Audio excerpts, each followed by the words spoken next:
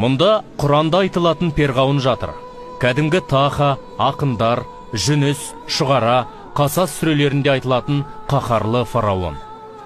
Назиғат сүресінде айтылатындай, мен сендердің ұлы Раббыларыңмын деп жариялаған Мұсаның қауымын қайтармаққа аттанғанда су ортасында қап кететін жан алқымға келгенде тәубе қылған, өмірі тіпті тісі сыздап көрмеген әйгілі патша.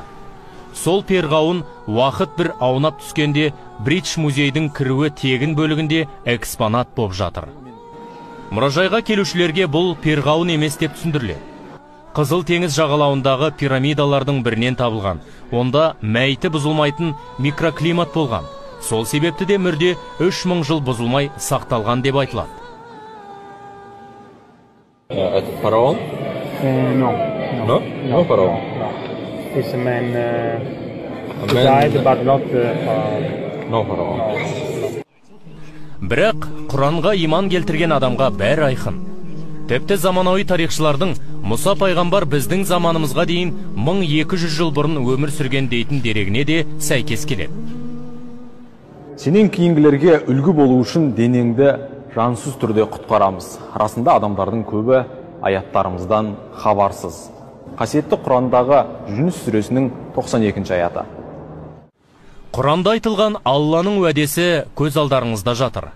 3000 жыл бұрын өмір сүрген перғауынның денесі ешқандай бальзамсыз әлі бұзылмай сақталуда. Және ақыретке дейін сақталады. Шектен шыққан тәкаппарлықтың жазасы қандай боларына үлгі боп жатыр. Ғалымдар тексеріп көрген, іш құрылысы да сол күйі сақталған.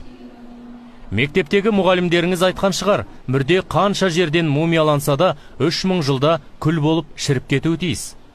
Біздің көзіміз көрді. Перғауынның сақалы шашына дейін шірмеген.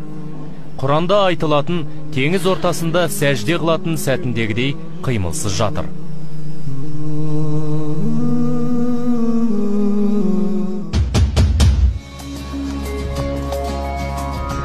Перғауынның осында жатуында да Алланың бір даналығы жатқан шығар деп ойлаймыз.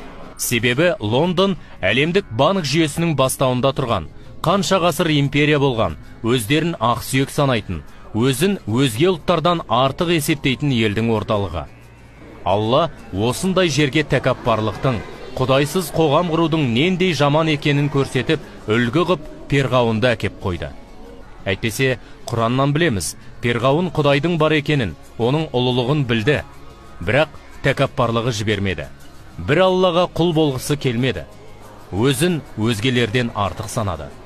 Бақи өмірдегі Алланың жәннатынан осы фәнидегі атақ, мәнсап, байлығын артық санады. Осылайша ішімізді бір тексеріп қоюымыз керек шығар. Біздің де ішімізде бір кішкентай перғауын өмір сүріп жатпағанына кім кепіл?